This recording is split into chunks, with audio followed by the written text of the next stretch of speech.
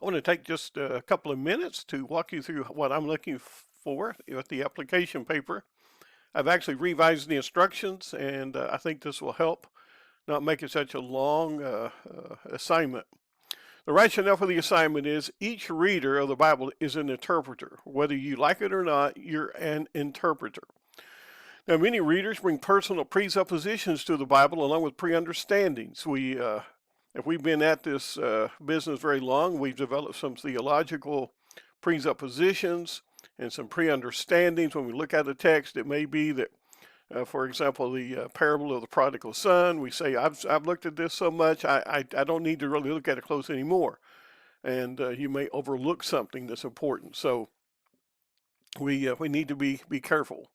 Now, these two items can wrongly influence the interpreter if not carefully and intentionally handled. We need to examine those presuppositions. Things like, I believe the Bible is infallible, inspired, and the Word of God is sufficient for my life, and those kinds of things. Now, in addition, many people attempt to apply the Bible but have little to no direction on how to handle the text and move it in its proper application. So this paper is one attempt to assist the student with proper interpretation and application of the biblical text. Now the instructions here, a student will select a passage from 1 John. You can pick anything that you want. It needs to have a minimum of 4 verses and a maximum of 10 verses. So the best thing to do is find a Bible like New American Standard, King James, NIVs. Typically we'll put the verses in paragraphs. And so you want to kind of just select a paragraph out of 1 John. This is to be 3 to 5 pages, double-spaced paper using proper formatting, footnoting required by the University of Cumberland. And this will provide the following in the paper.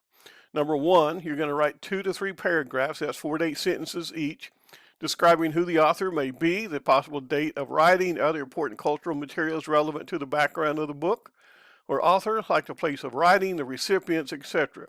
Good place to begin with a New Testament introduction, a New Testament guide, several different introductions to the New Testament.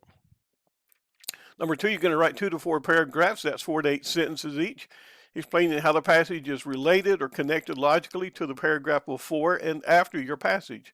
And then you want to explain how it's connected to the rest of that chapter, and finally, as it related to the entire book. And so basically it's kind of being able to walk through 1 John logically as you look out at each of the chapters. And you're going to have an already done chapter annotation so you know what 1 John is all about.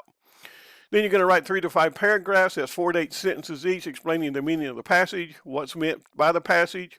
Write a summary statement of your passage in one sentence. For example, 1 John 1:4 explains what John saw, touched, and handled concerning Jesus.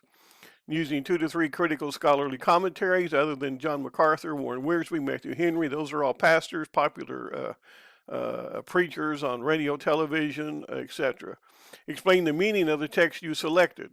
You may use our textbook for one of these critical scholarly commentaries. You probably going to need to go to the library and do a e-search or e-commentaries. Once you feel that you understand the passage, make application with the passage. Watch the video on Applications 101 and answer the questions posed in the video for applications. Once you've answered these questions, then use your answers to write out 2 to 3 strong applications for the audience of your choosing. How might the passage apply to your church, your Sunday school class, yourself, you and your spouse, you and your children, etc.? This should be about a half a page to a full page. For example, I'm applying this text to my youth group. My youth group needs to do this, they should do this, ought to think this way, ought to adjust their behavior in this direction, they should be more open to sharing the gospel, etc. Then explain with detail how to group and apply the principle that you have stated. So if you have a question, be sure and contact me, and I'll get back to you as soon as possible. I pray that this is a learning experience for you and not just extra labor. I pray that you actually learn how to do applications. May the Lord bless you.